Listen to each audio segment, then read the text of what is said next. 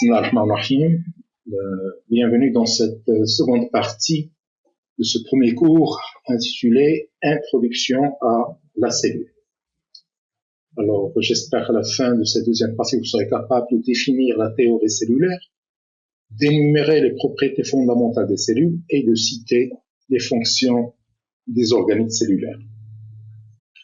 Donc, le plan, sur du point de vue plan, nous allons aborder donc 3 paragraphes, la théorie cellulaire, les propriétés fondamentales des cellules et les fonctions des organes cellulaires. Alors, la théorie cellulaire,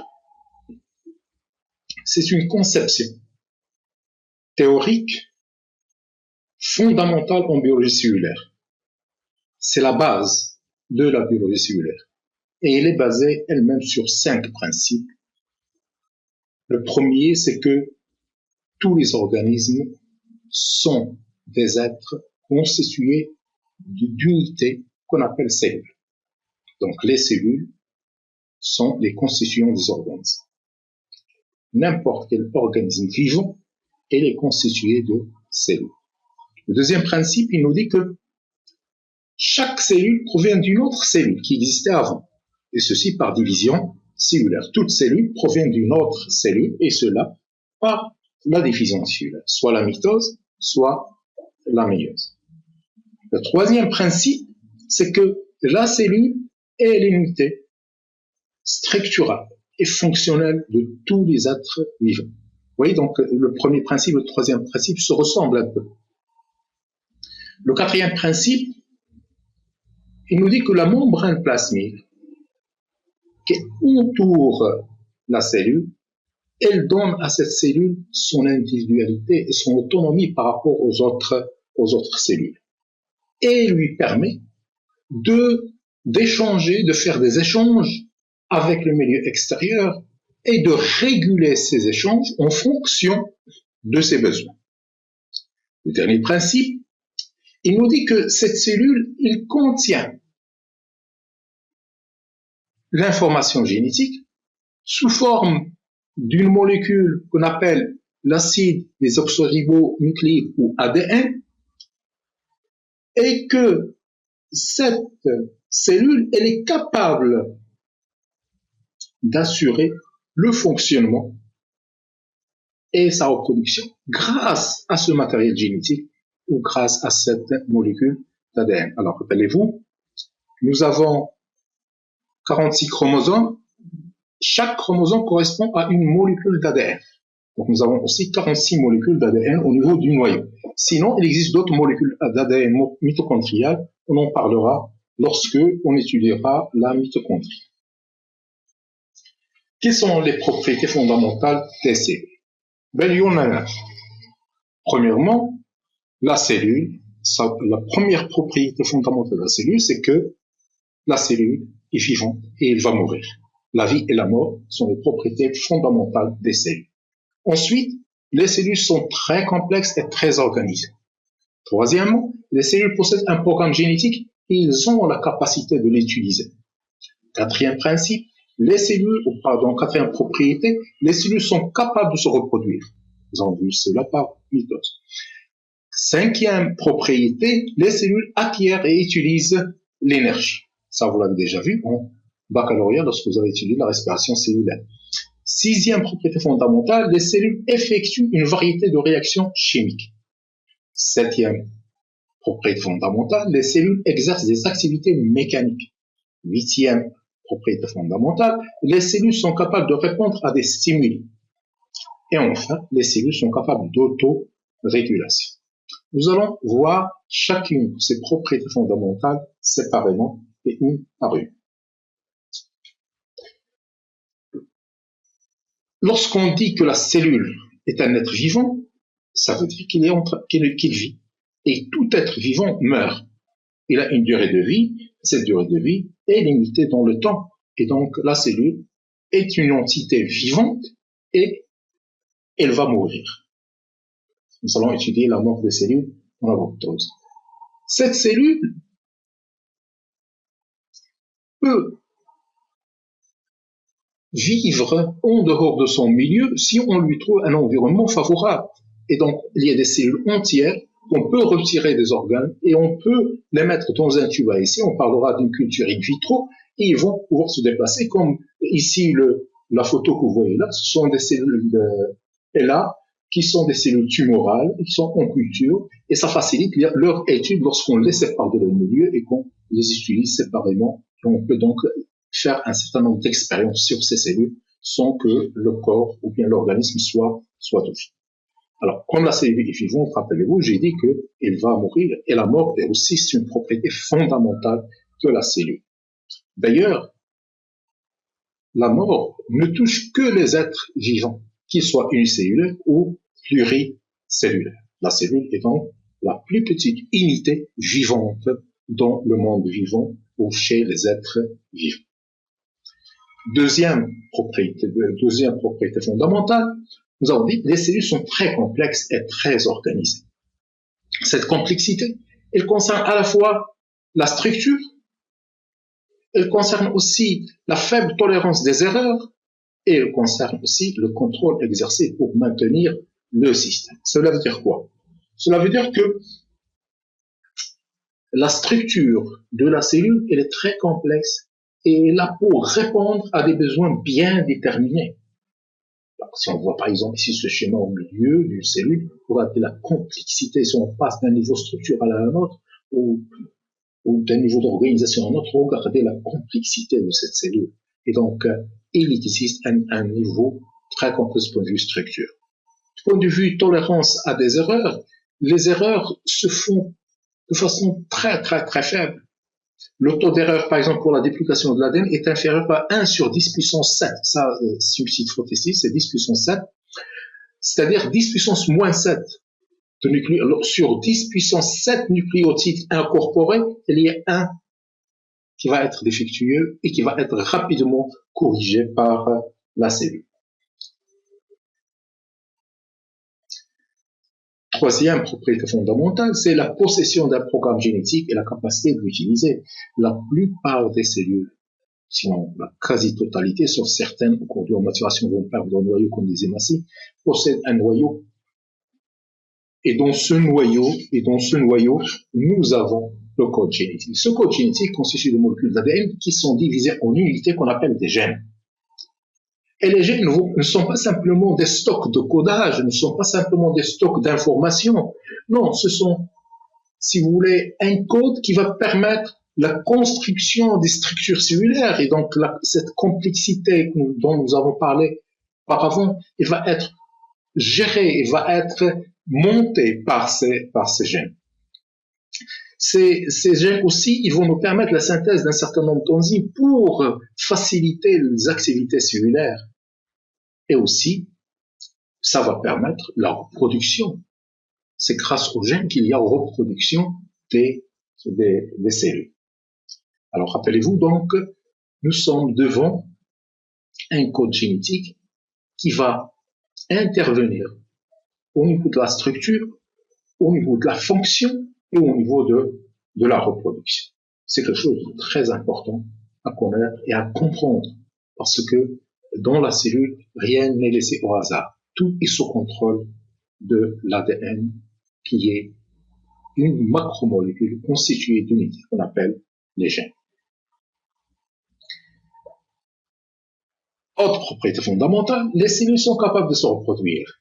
Une cellule se divise par mitose ou par division cellulaire pour nous donner deux cellules filles qui se ressemblent entre eux et qui ressemblent à la cellule mère, qui se ressemblent non pas de point de vue taille, parce que ces cellules filles seront de petite taille, mais ils seront identiques de point de vue information génétique, de point de vue code génétique, de point de vue nombre de chromosomes. Donc nous avons, comme vous voyez sur le schéma, une duplication donc de ces chromosomes et donc une répartition de telle façon à ce que nous gardons toujours le même nombre de chromosomes qu'on va trouver identiques entre les deux cellules filles et identiques à la cellule mère.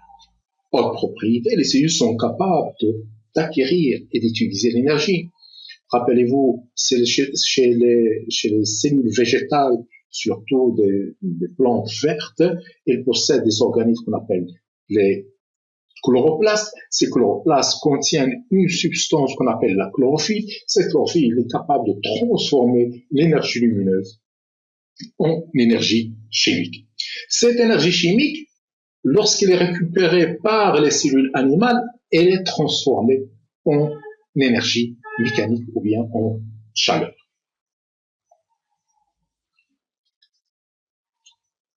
Dans une cellule, bien qu'elle soit une très petite cellule qu'on ne peut voir qu'au microscope optique, il y a une multitude de réactions. Alors, sur le schéma ici, donc vous voyez l'ensemble du métabolisme, c'est-à-dire l'ensemble des réactions qui ont lieu au niveau des cellules. Vous voyez qui sont très nombreuses et qui sont très complexes. Rappelez-vous le cours de l'année dernière, lorsque vous avez étudié la glycolyse. Alors, la glycolyse, c'est une série de 10 réactions qui vont avoir lieu au niveau du hyaloplasme. Ensuite, le résultat, qui est le pyruvate, va pénétrer au niveau de la mitochondrie pour subir le cycle de Krebs. Et ensuite, nous verrons la phosphorylation oxydative. Donc, vous voyez que ici, les réactions sont très variables et ces réactions-là, elles vont permettre à la cellule, dans notre cas de respiration cellulaire, de produire des molécules d'ATP qu'elle peut utiliser pour son fonctionnement, mais il y a d'autres multitudes de réactions qui, qu'est-ce qu'ils vont faire? Ils vont répondre aux besoins des cellules. Bien sûr, ces réactions ne vont pas se faire au hasard. Rappelez-vous, nous avons dit qu'ils sont sous contrôle génétique. C'est grâce à la synthèse des protéines, c'est-à-dire ici dans ce cas-là, à la synthèse des enzymes, que la cellule va contrôler la production de certains éléments. Et lorsque ça dépasse ses besoins, lorsqu'il n'en a pas besoin, elle va, grâce à toujours à ces enzymes, il va bloquer cette synthèse et il va donc se limiter à produire ce dont elle a besoin. Vous allez voir cela beaucoup plus en détail lorsque vous allez étudier la biochimie l'année prochaine, Inch'Allah. En plus de cela, les cellules exercent des activités mécaniques. Ça, vous le savez déjà, puisque l'année dernière, vous avez étudié la contraction musculaire. Et vous avez donc vu que la cellule, au niveau du sarcomère, grâce à l'association de l'actine et de la myosine, va produire une action mécanique. Cependant, il y a plus que cela, il y a à l'intérieur des cellules d'autres molécules, autres que la myosine et l'actine, comme la kinésine ici, qui va transporter les vésicules. Qui va transporter des vésicules, comme c'est montré ici au niveau de ce schéma. C'est un transport qui va nécessiter l'utilisation de l'ATP. Et la kinésine va apporter les vésicules pour les transporter selon les voies tracées par le cytosquelette, dont on parlera plus tard. Autre propriété, les cellules sont capables de répondre des stimuli. Stimuli ici, c'est pluriel de stimulus, c'est-à-dire des excitations. Alors, vous voyez ici, par exemple, pour ceux qui ont déjà étudié l'année dernière, alors qui étaient en SVT, ils ont étudié l'immunologie ou le MENAA. Qu'est-ce qu'il y a? Ici, il y a une blessure, pénétration de bactéries. Donc, les bactéries constituent ici un stimulus. Ça va attirer les globules blancs qui vont s'attaquer à ces bactéries. Donc, il y a un stimulus, il y a une réponse. Donc, les globules blancs vont sortir du vaisseau sanguin et vont s'attaquer à ces bactéries pour protéger le corps.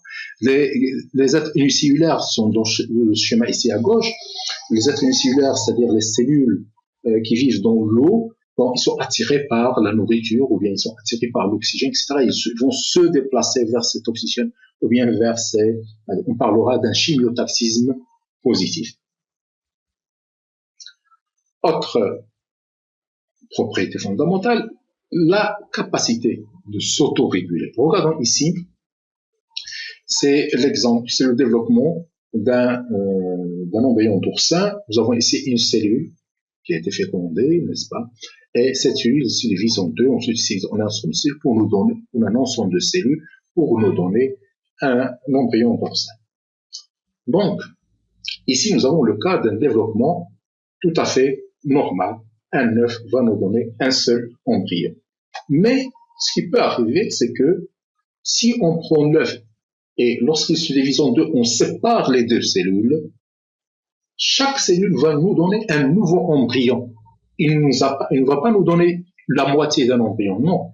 Il va sentir qu'il n'y a pas l'autre cellule, et il va se développer pour nous donner un embryon de petite taille, mais c'est un embryon complet et parfait, celui de l'orcin. Donc l'isolement de la cellule n'a pas entraîné uniquement la moitié du travail, non, il va faire le travail des deux cellules pour nous redonner un embryon cellulaire. D'accord? Et c'est quelque chose de très important, ça, ce qu'on appelle l'autorégulation. La cellule toute seule, elle était capable de s'autoréguler et de se transformer en une cellule qui va nous donner un seul embryon. Alors, ceci dit, concernant les propriétés fondamentales, voyons maintenant les composants cellulaires. Alors, une cellule est constituée d'un cytoplasme entouré par une membrane plasmique. Le cytoplasme à son tour, il est constitué par le cytosol et par les organites. Le cytosol est bien lié à le plasme, c'est ce que vous avez appelé en baccalauréat Jibileh Sheffer. Les organites donc sont des composants qui sont de deux types. Il y a les organites endomembranaires et il y a les organites non membranaires qui n'ont pas de membrane. Voyons de plus près la fonction ou bien les fonctions des organites cellulaires. Alors, la première fonction assurée par la cellule, c'est le support. Hein? Quels sont les organites qui vont intervenir? Nous allons voir qu'il y a trois types d'organites. Nous allons trouver la membrane plasmique chez les cellules animales, chez les cellules végétales. Nous allons trouver la paroi cellulaire uniquement chez les cellules végétales et nous allons trouver le cytosquelette. Ensuite, nous avons les échanges cellulaires, c'est-à-dire les échanges entre la cellule et le milieu extérieur, et cette fonction est assurée par la membrane plasmique. Ensuite, nous avons le transport interne à l'intérieur de la cellule. Celui-ci est assuré par le réticulum endoplasmique. La production d'énergie, vous le savez déjà, elle est assurée par l'organite énergétique par excellence, c'est-à-dire la mitochondrie.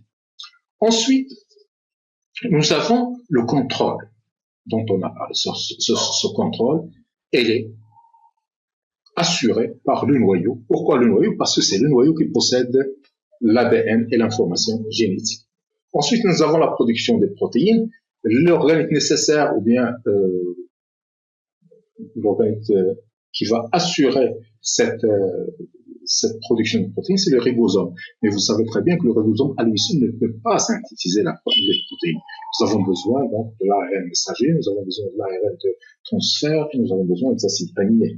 Mais c'est le ribosome, si vous voulez, c'est l'organite principal dans cette production, puisque c'est lui qui va nous permettre de traduire le code qui a été transcrit au niveau de l'ARN messager. La cellule, qu'est-ce qu'il va faire? Elle produit des éléments, mais il va les finir, il doit les emballer. Donc la finition et l'emballage des produits est assuré à la fois par le réticulum endoplasmique et l'appareil de Golgi. Pour livrer le matériel produit par la cellule, nous allons avoir deux organes qui vont intervenir, l'appareil de Golgi et les vésicules. Le stockage, là aussi, il y a deux organes responsables du stockage, ce sont les vacuoles et les vésicules. Alors, on stocke ce qui existe en plus en quantité qui dépasse les besoins de la cellule. Parfois, la cellule va produire des éléments, on va les stocker en attendant leur utilisation. Et parfois, elle va transformer certains éléments, comme le glucose, lorsqu'il est transformé par les cellules de foie ou par les cellules hépatiques en glycogène. Nous avons aussi le centre de recyclage. Donc, il y a un phénomène de transformation et donc un phénomène d'économie au niveau de la cellule grâce à ces centres de recyclage qui sont assurés par deux organes qui sont les lysosomes et les peroxysomes. La conversion de l'énergie lumineuse en énergie chimique, ça vous le connaissez lorsque vous avez étudié, comment on appelle ça? Alors, lorsque vous avez étudié la photosynthèse, et c'est grâce au chloroplaste. Et donc, vous voyez ici, l'ensemble de ces fonctions est assuré par ces organes. Ces organes, chaque organe a un ou plusieurs rôles qu'il va assumer au niveau de la cellule. Passons maintenant à la conclusion.